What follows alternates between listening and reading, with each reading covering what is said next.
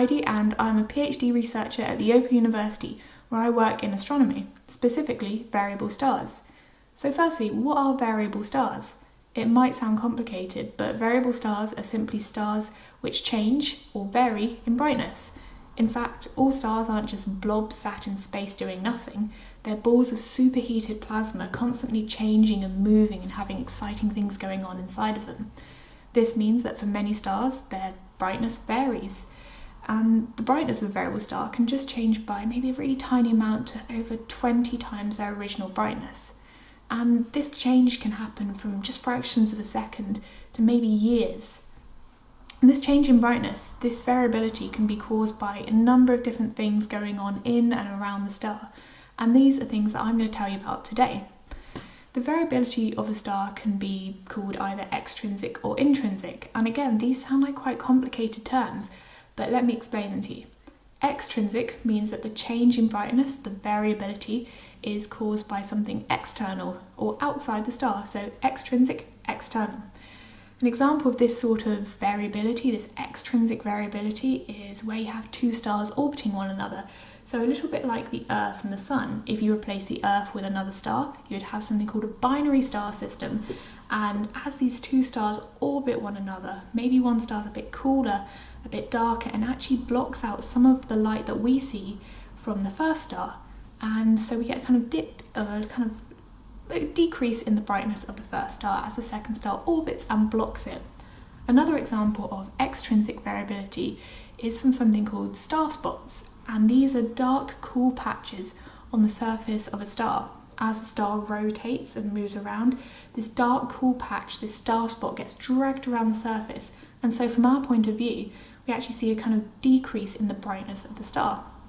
So it's actually not too hard.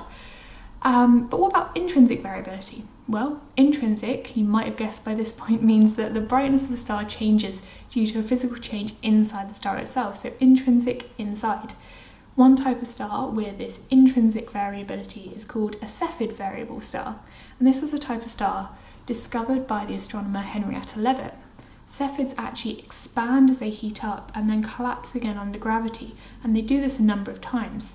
And as they do this, they get brighter and fainter and brighter and fainter. And for Cepheids, for Cepheid variables, this can maybe happen multiple times a day, taking only a few hours to expand and collapse, or it can take weeks or even months. But how do we actually detect and understand what's going on inside a variable star? Well, the easiest way to do this is just to point your telescope up at the night sky, watch a star for a long time, measure its brightness every night, and once we've got loads of measurements from the telescope, we just plot a graph. And that graph has time on the x-axis and brightness on the y-axis. And if we plot the brightness of our star every single night, we end up with something called a light curve, a graph of the star's brightness over time. Every type of variable star has a really different graph. So if we do plot a light curve, we can work out what type of star we're looking at and what physics is happening inside the star. And so what I'd like to tell you about is a telescope that I've been working on some of the data from, which has been looking at variable stars. So this telescope is SuperWASP, and SuperWASP was, two telescopes actually, one based in South Africa and one in the Canary Islands, and together they observed the entire night sky for 10 years. The aim of the SuperWASP telescope was to look for tiny, tiny dips in the brightness of millions of stars. These tiny dips of brightness would probably mean that there's actually a planet in another solar system orbiting a distant star, and we call these transiting exoplanets because they transit in front of the star and cause a tiny dip in the light. And so far, SuperWASP has actually discovered 200 exoplanets, which makes it the most successful ground-based search for transiting exoplanets. But luckily for me, as someone who works in variable stars, SuperWASP, because it was looking for changes in brightness in millions of stars in the night sky over 10 years, this telescope has actually built up a huge database of information about variable stars. In fact, SuperWASP actually watched 31 million stars in the night sky, which is far too many to go through by hand. Now, not every star is actually really obviously bright and very obviously variable. So for us, we've actually run it through a special computer program to try and find all the variable stars in the night sky and work out how they change in brightness and what timescales they actually change on. So out of 31 million stars put through the special computer program, around 800,000 stars came out which were variable on a way that we can detect and actually make use of. Now this is still far too many to go through by hand, and I know because I've tried and it took a really long time. I wouldn't recommend it. But what we thought we'd do to go through some of this data is actually get the public involved and get them to help out with our science. So we've uploaded all of our light curves, all of our graphs of brightness against time to a website called the Xenoverse.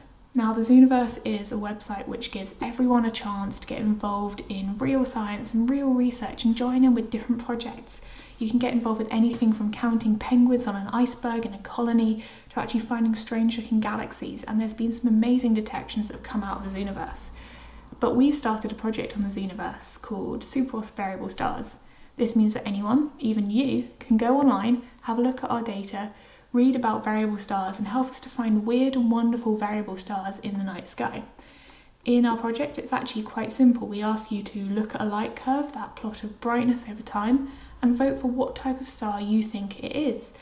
You can classify it as a pulsating star, so a Cepheid type thing, expanding, collapsing, a rotating star with a star spot going around the star's surface, or maybe a binary star with the two stars orbiting one another, maybe something unusual or unknown, or maybe it's just junk, because it's likely that some of the data out of the program is actually junk and we don't want to look at it. And so far we've had almost 4,000 people join in, and so far they've made almost 500,000 classifications, but we've still got quite a way to go. So we'd love you to get involved, and anything that you find will really help us to understand variable stars even better. So I hope I've inspired you to think more about how fascinating stars can be, and when you next look up at the night sky, remember that the stars aren't just sat there, they're always changing and something exciting is happening. Thanks very much.